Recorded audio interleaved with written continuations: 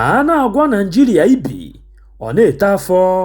Ụmụ Naịjirịa ka na-ebe akwa n'ọnọdụ nke Tinubu tinyere ha, ọ kachasị nnukwu ọnụ ego ejizi egote mmanụ eji akwọ ụgbọala.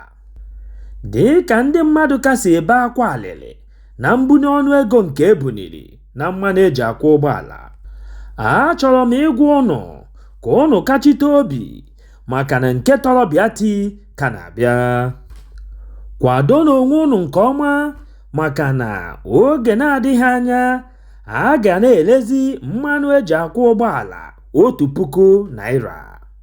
Ndị onyokomite anyị mere ka anyị mata na onye isi ndị Independent Petroleum Marketers Association of Nigeria n'olu ndị iti a na-akpọ Chinedu Okoronkwo kwuru sị, kamgbe ewepụsịrị sọbsidi na mmanụ eji akwọ ụgbọala na ọnụ ego ejizi ele ya bụ mmanụ eji akwọ ụgbọala adịzikwe n'aka ndị gọọmenti etiti, kama na ọ bụzi n'aka ndị na-ele mmanụ ụgbọala nakwa ihe ọbụla ahịa nyere banyere ego ole dọla na-ada n'elu naira.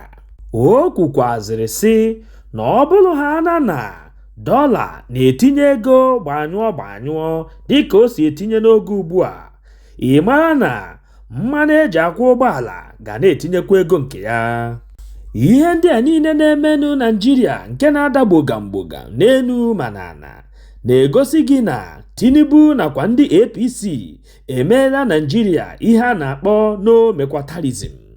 Ndị gọvanọ niile na-achị n'ala Igbo a na-akpọ South East Governors Forum awụchiela n'ala Enugu steeti ụbọchị Tọzdee mkpụrụ ụbọchị 10 nke ọnwa Julaị anyị nọ n'ime ya, maka ntakọta isi ọnụ nke dị oke mkpa.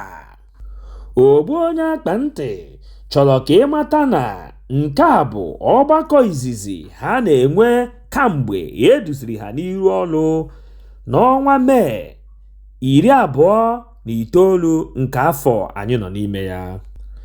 Ndị onyokomite anyị mere ka anyị mara na ihe ha jiri wee kpọọ nzukọ a bụ ka ha nyochaa ma nyụkọta amịrị ọnụ gbasara ịlụpụ isi onye ọbụla na-eme n'ụbọchị Mọnde ọbụla n'ala Igbo niile. Nkata ọzọ ha kpara bụ nkata gbasara etu ha ga-esi were wepụta Maazị Nnamdi Kanu bụ onye nke nọ n'ụlọ mkpọrọ kamgbe afọ 2 gara aga.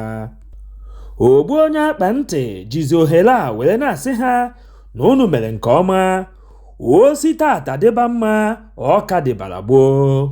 Ọ bụrụ na ndị ọchịchị ala Igbo niile ga-amalite kwamgbe na-atụkọta isi ọnụ were na-eme ihe ọbụla nke ha chọrọ ime, ị mara na udo nakwa agamniru tọrọ atọ ga na-adị n'ala Igbo.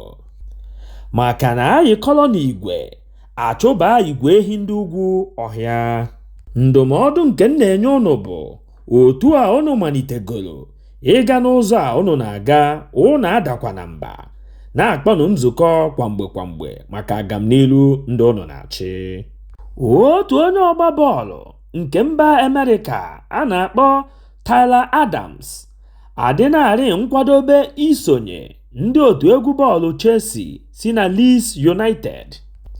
Ya wabụ nwa amadi Adams emejupụtanarị nkwa mbinye aka nke dị n'etiti ya na ndị Chelsea. Ugbu a o binyegoro ha aka n'akwụkwọ, ihe ọ fọziri ya bụ ịga n'ụlọ ọgwụ maka inene ahụ ya nke Blues.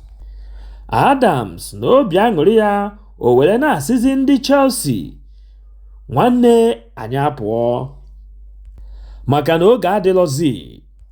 Anyị nwetara ozi a site na onye isi nke ndị Chelsea ụnyaa nke gara aga, ya bụ Tọzdee mkpụrụ ụbọchị 10 nke ọnwa Julaị anyị nọ n'ime ya. Ọ gwụla ka ọ ha anyị n'ọnụ, echefukwana ibinyere anyị aka n'ebe edere subscribe. O nweghị ego gị ga-apụ, kama ọ ga-abụ mgbe ọbụla anyị wepụtara ihe onyonyo ka ị soro na onye izizi ga-afụ ya. Gbakwa mbọ hụ na ị tụsara ozi a ka o rute nwanne gị ma onye ọbụla. Udo dịrị ụnụ.